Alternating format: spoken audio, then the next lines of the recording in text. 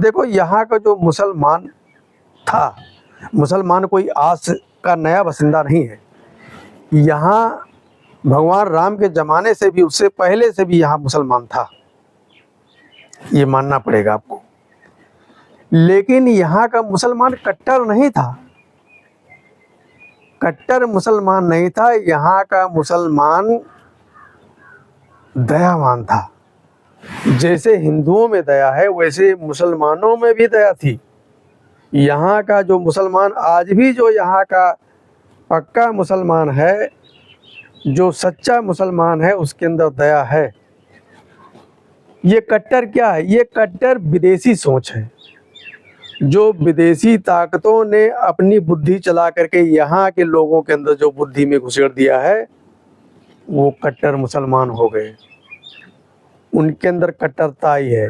यहाँ का मुसलमान कभी कट्टर नहीं रहा है, और वहाँ की ताकतों ने जो यहाँ को कट्टर बना दिया है, वही आजकल दंगे फसाद, रेप करना, कत्ल करना, अगवा करना, लब जिहाद में फंसाना, ये सब उन्हीं का काम है। मैं राम बहादुर सिंह, आज मैं आपको एक कहानी सुनाता हूँ, और वो कहानी आपको बड़ी दिलचस्प लगेगी। एक परिवार रहता था, और उस परिवार में बहुत सारे सदस्य थे, और इतना आपस में प्यार था कि सब एक ही साथ बैठकर भोजन करते थे। एक ही साथ कोई भी काम होता था, चाहे छोटा काम हो चाहे बड़ा काम हो, उसको मिल बांट करके काम निपटा लेते थे। धीरे धीरे उनके घर में कुछ पड़ोसियों की एंट्री हो गई। देखो, आपका घर तभी टूटेगा फूटेगा जब आपके घर में कोई दूसरा दखल देगा, तभी वो घर टूटेगा। तो उस परिवार में कुछ पड़ोसियों की एंट्री हो गई, और उनकी एंट्री से ये हुआ कि धीरे धीरे उस परिवार में विवाद शुरू हो गया। विवाद बढ़ते बढ़ते इतना बढ़ गया कि उस परिवार में जितने भी सदस्य थे, अब साथ में बैठकर भोजन करना छोड़ो, एक दूसरे से बात करना भी पसंद नहीं करते थे। एक दूसरे से बात करना भी, जो दूसरे लोग उनके घर में आए, उन्होंने ऐसा उनका कान भर दिया कि वो सब एक दूसरे के दुश्मन हो गए। आपस में झगड़ा जब बहुत बढ़ गया, तो जब घर में झगड़ा बढ़ जाएगा तो विकास का कार्य अपने आप ही रुक जाएगा। क्योंकि तब उसमें ये होता है ना कि वो करेंगे वो करेंगे वो करेंगे वो करेंगे, ये बात आ जाती है। विकास का कार्य रुक गया, घर में कलह, भोजन भी समय से नहीं बनता था। सब अलग अलग अपने अपने कमरे में जाकर भोजन करते थे। जहाँ कहाँ एक जगह बैठकर भोजन करते थे, कहाँ अब अलग अलग भोजन करने लगे।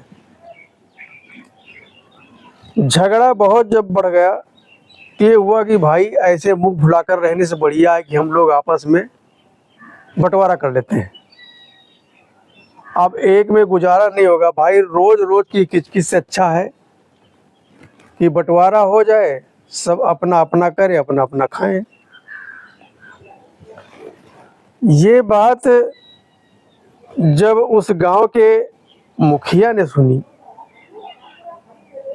और मुखिया बहुत समझदार थे। देखो, जो हमारे जो पुरनिया हैं, जो हमारे बुजुर्ग हैं, उनको अनुभव ज़्यादा है, क्योंकि वो कई तरह का मौसम झेल चुके होते हैं।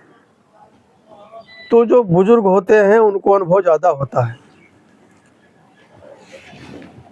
तो उस परिवार ने उन मुखिया को बुलाया, कि मुखिया से बोला कि मुखिया जी, अब हम सब एक में नहीं रह पाएंगे भाई, इतने दिन रह लिए, बहुत रह लिए, अब हमारा एक में गुजारा नहीं है, और हमारा निपटारा कर दिया जाए। सबका हिस्सा अलग अलग कर दिया जाए। मुखिया जी कुछ देर बैठे रहे, सोचते रहे सोचते रहे सोचते रहे सोचते रहे। उसके बाद में मुखिया जी चुपचाप उठे और वहाँ से चल दिए। परिवार के लोग कहने लगे, मुखिया जी कहाँ जा रहे हो? आपको हमने फैसला करने के लिए बुलाया है, आप फैसला करो। मुखिया जी कुछ नहीं बोले, चुपचाप मुंह घुमा करके और चल दिए। उसके बाद में 10 मिनट बाद मुखिया जी लौटे और एक एक हाथ के जो है 10 लकड़ियाँ ले आए। उसके बाद में उसमें से एक लकड़ी उठा करके उस परिवार को दिया और बोला कि ये लकड़ी तुम्हारे परिवार में से कोई तोड़ सकता है? सबने बोला हाँ मैं तोड़ दूंगा, हाँ मैं तोड़ दूंगा। एक लकड़ी दिया, एक ने उठाया, कट्टे से तोड़ दिया। कहते इसमें कौन सी बड़ी बात है। उसी लकड़ी को बारी बारी से सब लोग कट कट कट कट तोड़ते रहे। उसके बाद उस मुखिया ने वो जो 9-10 लकड़ियाँ थी वो सारी इकट्ठी दे दी उनको। बोला कि इन सारियों को इकट्ठा पकड़ करके तोड़ना है। सारी लकड़ी इकट्ठी टूटनी चाहिए। अगर फैसला सही चाहते हो तो सारी लकड़ियों को इकट्ठा तोड़ना है। अब वो 10-12 लकड़ियाँ पतली पतली सी, वो जब 10-12 पहले तो एक पतली सी थी, लेकिन 10-12 लकड़ियाँ इकट्ठा हो गई तो इतना मोटा बन गया वो। अब वो उनके पकड़ में नहीं आ रहा, किसी से पकड़ते हैं, तोड़ते हैं, खूब ताकत लगाते हैं, खूब ताकत लगाते हैं। वो कहाँ टूटेगा भाई, क्योंकि वहाँ एकता हो गई लकड़ियों की। पहले लकड़ी अकेले थी, वो कट कट टूट जाती थी। तो वो परिवार वाले बोलने लगे, मुखिया ये इतनी सारी लकड़ियाँ आपने इकट्ठा कर दिया है, इसलिए ये नहीं टूटेगी। एक एक देते तो टूट जाती, ये इकट्ठा इतनी लकड़ियाँ नहीं टूटेंगी। तो मुखिया ने कहा फैसला हो गया। यही तो फैसला है कि जब आप अलग अलग रहोगे, परिवार से अलग अलग रहोगे, तो कोई भी आकर के, कोई भी पड़ोसी आकर के आपको तोड़ जाएगा, आपको फोड़ जाएगा। लेकिन जब सब आप एक रहोगे, कोई आपका एक बाल भी टेढ़ा नहीं कर सकता, एक बाल भी। इसलिए हमारी बात मानो, किसी के बहकावे में मत आओ, किसी के बहकावे में आकर के अपना घर मत बिखेरो। सब लोग संगठित रहो। संगठित रहोगे तभी आपकी ताकत रहेगी, तभी आपका विकास होगा। तो कहने का मतलब वो जो परिवार था वो क्या था, वो लकड़ियाँ क्या थी?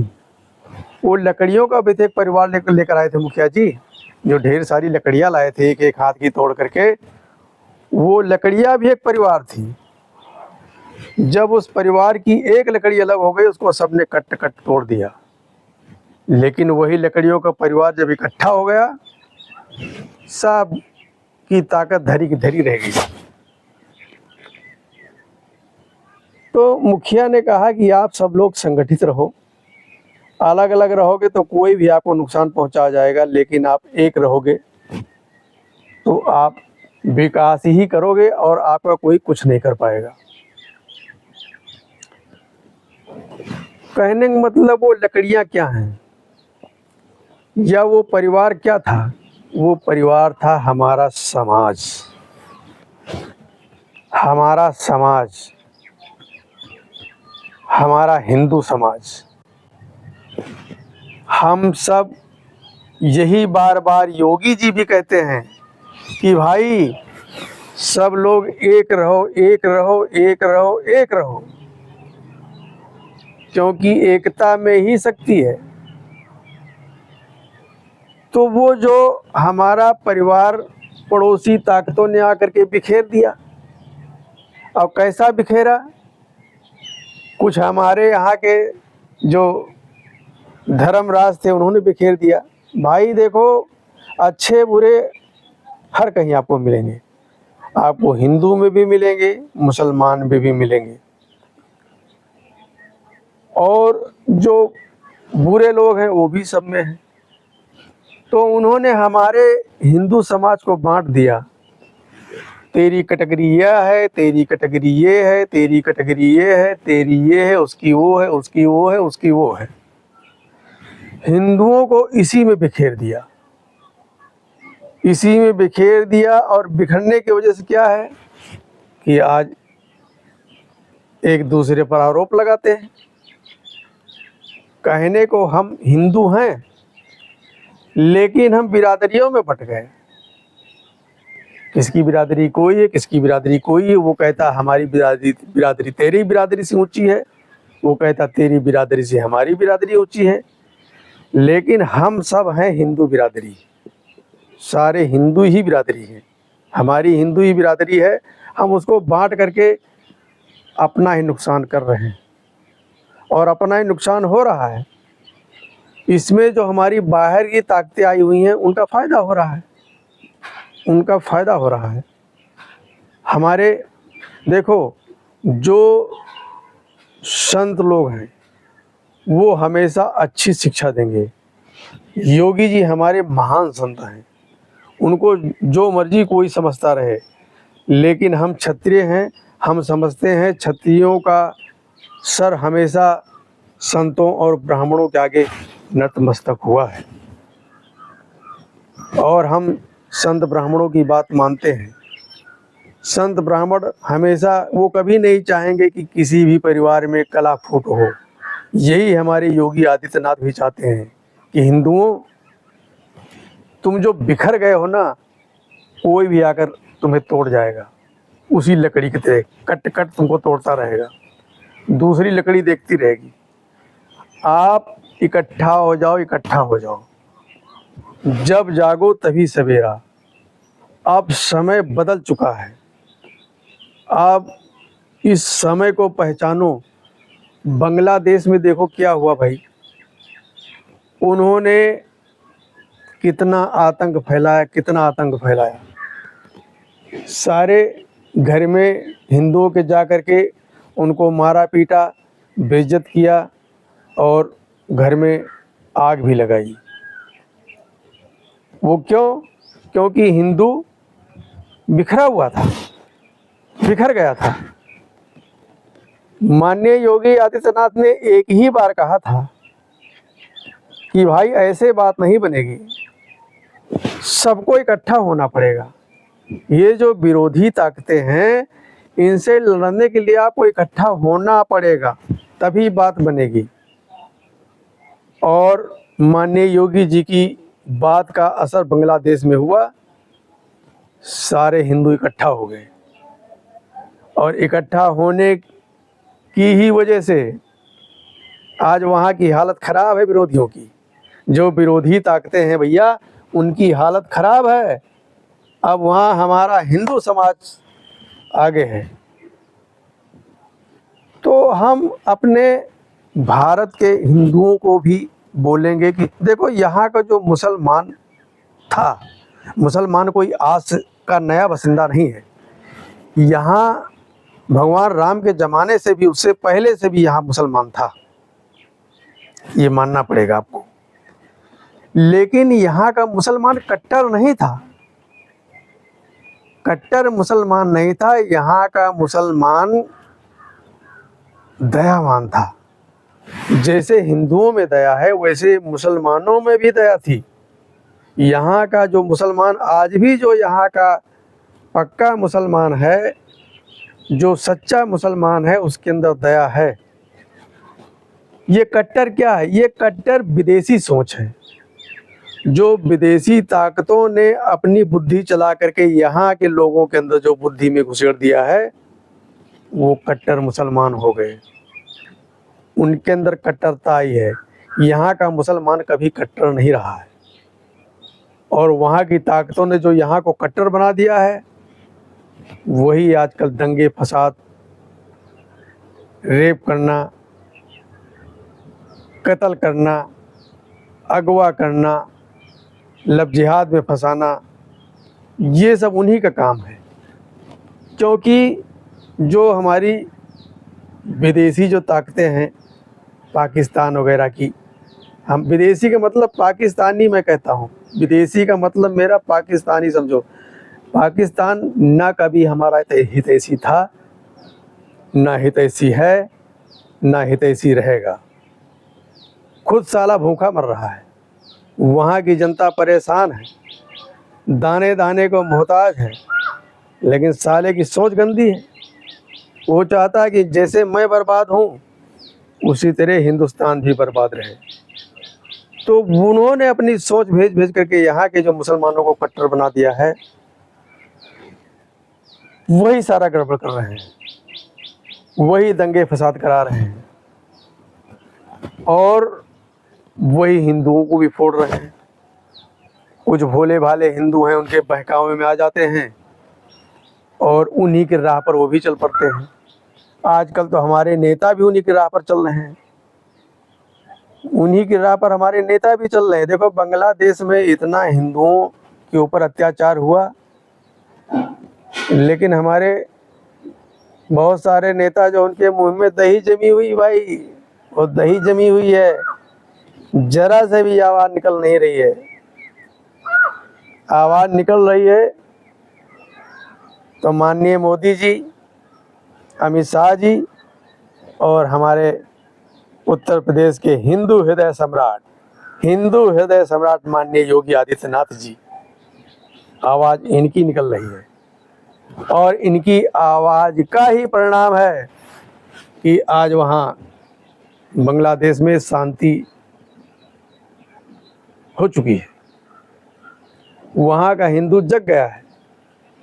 लेकिन हमारे यहाँ का हिंदू क्या, जो हिंदू नेता हैं जो वैसी सोच रखते हैं, मुंह में दही जमा कर बैठे हुए हैं, तो उनके भी चाहने वाले हमारे बहुत सारे हिंदू भाई हैं।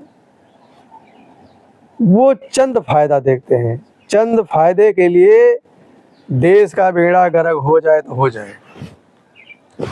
उनका कौन सा बेड़ा गर्क होना है? अबे साले थोड़ी सी बुद्धि लगाओ, तुम तो अपनी मौज मस्ती में ज़िंदगी गुजार दोगे हैं। चंद पैसों की लालच के लिए, चंद संपदा की लालच के लिए तुम साले अपनी ज़िंदगी आराम से गुजार लोगे, लेकिन इसका खामियाजा तुम्हारी आने वाली पीढ़ी भुगतेगी। आने वाली पीढ़ी। आप योगी जी की बात को क्यों नहीं समझ रहे हैं? आप योगी जी को क्यों विरोधी मान रहे हैं? विरोधी आप पॉलिटिक्स में मानिए, लेकिन इंसानियत के नाते उनकी बात समझिए। योगी जी का कहने का मतलब क्या है? यहाँ विरोधी ताकतें हमारे गांव, हमारे देश में घुस चुकी हैं। वो हमारे भारत देश को खोखला करने पर लगी हुई हैं, दीमक की तरह। ये आप क्यों नहीं समझ रहे हैं? अपना फायदा देख रहे हैं। वही भाषा बोल रहे, जो वहाँ वो भाषा बोल रहे हैं, वही भाषा यहाँ रह करके साले खा करके ये बोल रहे हैं। इन नेताओं को हम क्या कहें और जनता को क्या कहें जो ऐसी नेताओं को चुनकर पहुंचा देते हैं। अभी देखो अयोध्या में छोटी बच्ची के साथ काम हो गया, बताओ कितना बड़ा कांड हो गया है। उन्हीं को जिता कर बैठे हुए हैं। अभी आपने देखा कि हमारे कार सेवकों के ऊपर कितनी बर्बरता पूर्वक गोली चलाई गई है। तुम्हारे परिवार का तो कोई मरा नहीं कार सेवक में तुम्हारे परिवार का कोई मरा नहीं, ले तुमको दर्द नहीं हो रहा है। लेकिन जिनके परिवार के बच्चे चले गए हैं, अपने प्राण आहुति दे दिया है राम जन्मभूमि के लिए, उनके परिवार से पूछिए, वो कभी भूल पाएंगे? जिंदगी में कभी नहीं भूल पाएंगे। उनकी पीढ़ियां दर पीढ़ियां नहीं भूलेंगी। जब कभी वो उनका परिवार अयोध्या जाएगा, उस राम जन्मभूमि मंदिर को देखेगा, वो सीन उनके दिमाग में नाचेगा कि वो इसी राम मंदिर के लिए हमारे दादा परदादा ने अपनी जान आहुति दे दी। वो सोचेंगे। तुम नहीं सोचोगे, तुम्हारे परिवार का कोई नहीं मरा, तुम तो अपने घर में मौज मस्ती में करते रहे। तो मेरे कहने का मतलब भैया, आप मोदी जी की और योगी आदित्यनाथ जी की बात को समझिए। चुनाव एक अलग चीज़ है, चुनाव से बड़ा अपना देश भैया, देश हित के बारे में सोचिए और देश में रहने वाले लोगों के बारे में सोचिए। जब तक यहाँ पर कुछ अनहोनी ना हो जाए, क्या आप यही चाहते हो ना कि यहाँ अनहोनी हो जाए? यहाँ अनहोनी नहीं होगी। अब एक एक हिंदू जग चुका है और एक एक हमारा सच्चा मुसलमान भाई भी जग चुका है कि ये साले पड़ोसी मुल्क वाले हम लोगों को आपस में लड़ाते हैं। कहाँ हम भाईचारे से रहते थे, वो हमारे यहाँ ईद पर आते थे, हम उनके यहाँ होली पर जाते थे, एक दूसरे के यहाँ मुंह मीठा करते थे। और आज ये नफरत, हिंदू मुसलमान में इतनी बड़ी नफरत, ये नफरत उन्होंने पैदा किया है जो साले टुच्चे भूखे नंगे बैठे वहाँ, दाने दाने को मोहताज हैं, वो यहाँ पर नफरत पैदा कर चुके हैं। लेकिन अभी भी समय है भाइयों, आप जग जाओ और एक रहो। एक रहोगे, देश एक रहेगा। हम सब एक रहेंगे तो हमारा देश एक रहेगा। और देश को एक रखने के लिए, देश की एकता के लिए हम सबको एक रहना ही पड़ेगा, रहना ही पड़ेगा। बार बार योगी आदित्यनाथ जी यही कह रहे हैं, आप संत की बात मानिए। संत जो है हमेशा राष्ट्र हित चाहता है, हम अन्य लोगों की बात नहीं चाहते हैं। योगी मोदी जी संत हैं, इनका कोई परिवार नहीं, इनका देश ही परिवार है। हम सब इनके परिवार के हिस्सा हैं। तो हमारा दायित्व बनता है कि हमारे मुखिया हैं, हमें सही मार्गदर्शन दे रहे हैं, तो हम इनके मार्गदर्शन पर चलें और सब लोग एक रहें। मैं राम बहादुर सिंह, हमारी भी सभी देशवासियों से अपील है कि हिंदू भाइयों, आप लोग सब एक रहो और किसी के बहकावे में, किसी के प्रलोभन में आने की ज़रूरत नहीं है। नमस्कार। हमारी बात आपको कैसी लगी? अच्छी लगी हो तो हमारा YouTube चैनल है मेरा संसार को लाइक करें, सब्सक्राइब करें और दोस्तों को शेयर करें।